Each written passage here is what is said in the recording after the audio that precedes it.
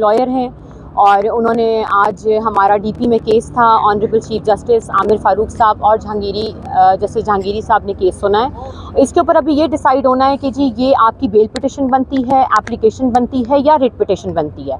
नैब को नोटिस कर दिया गया है क्योंकि नैब में बहुत सी अमेंडमेंट्स हुई हैं, तो थोड़ा सा जजमेंट उन्होंने लतीफ़ खोसा साहब का भी जिक्र किया कि उन्होंने भी खान साहब के केस में जो है कोई बात की है इसके ऊपर, तो वो नोटिस जारी उनमें कर दिए गए और अगले हफ्ते की समाअत के लिए उसको रख लिया गया। डेट अभी इन ऑफिस हुई है, इंशाल्लाह जैसी डेट अनाउंस होती है तो मैं अपने ट्विटर अकाउंट के थ्रू आप लोगों को बता दूंगी। Any questions? अच्छा, ये बताइएगा कि लास्ट टाइम जब आप पेशी पे गई और फवाद साहब आपके साथ बैठे थे, उस तस्वीर के आपके बैठने के ऊपर भी नून लीग ट्रोलिंग कर रही थी। आप समझिए कि आपका तो एक उनके साथ जो रिश्ता है मियाँ बीवी का, लेकिन आपको बड़ा मनफी ट्रोलिंग की जा रही है, इसके ऊपर क्या कमेंट करेंगे? मैंने नहीं देखा कि कोई मनफी कर रहा है अभी तक। मैंने जितना भी देखा है कि मैं बहुत शुक्रगुजार हूँ कि पाकिस्तान की आवाम हमारे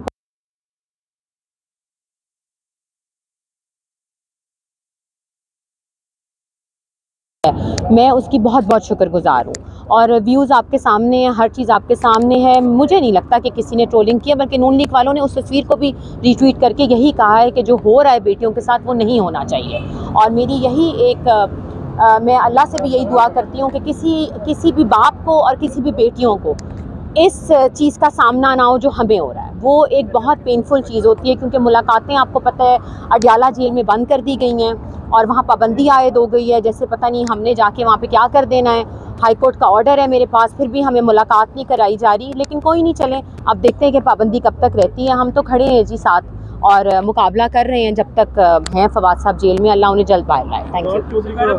पीटीआई के अंदर वापसी का कोई इम्कान है या नहीं? क्योंकि उनको बाहर आने दें पहले ना, ज़रा थोड़ी सी चीज़ों को सेटल डाउन होने दें। अभी तो आपको पता है बेल एप्लीकेशंस और बहुत से मुकदमात का सामना है, तो वो इंशाल्लाह ऐलान करेंगे जैसे आएंगे। सियासत थोड़ी ना ख़त्म हो गई है कि फवाद चौधरी से आप मिलती हैं तो उनका हौसला कम हुआ है या बढ़ा है? नहीं ठीक है, हौसला मेरा भी ठीक है, उनका भी ठीक है, हम लोग ठीक हैं जी। लेकिन देखें अप एंड डाउन ज़िंदगी में आता है। बेटियों को देख के, बीवी से मिल के, ज़ाहिर है आपको पता है सॉलिटरी कन्फाइनमेंट में उनको रखा हुआ है और जिस तरह 5 महीने से वो कैद में, अब 5 तारीख को 6 महीने हो जाएंगे, तो आपको पता है छोटा अरसा नहीं होता, ये आधा साल ही है। क्या समझती हैं जो केसेस फवाद साहब के ऊपर हैं, जो इल्ज़ामात हैं, उनमें कितनी जान है और क्या समझती हैं कि ये किस चीज़ की? आपको भी पता है कितनी जान है उनमें और मुझे भी पता है। अगर है तो अभी तक सज़ा ना हो चुकी होती 6 महीने में, क्यों नहीं सज़ा हो रही अब तक ना? बात ये है कि जी केसेस बनाए गए हैं, ड्यूल कैरेज वे का बनाया है जिसमें अभी नैब की हमने बेल लगाई है। मुझे आप बताएं कि उनकी कोई ज़ाती, उनका कोई मफाद था इसके अंदर? कॉन्ट्रैक्टर से 50 लाख लिए हैं।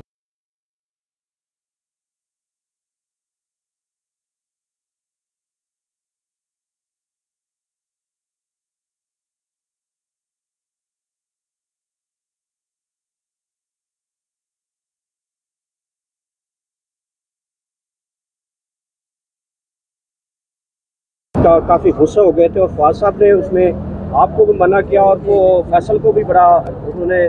पहली बात ये कि उसमें मेरा नाम जियो ने डाल दिया कि मेरा मुकालमा हुआ है उनसे। मेरी तो बात ही नहीं हुई उनसे, जो चीज़ जियो ने रिपोर्ट की है। बात ये कि वो भाई और उनकी आपस की बात थी, क्योंकि जब कोई औरत खड़ी होती है तो उसके ऊपर आप ताने नहीं मारते जब आपके घर की औरत हो। और बात ये कि उसको छोड़ दें, वो वैल्यू नहीं करता। फोकस करें इस केस के ऊपर।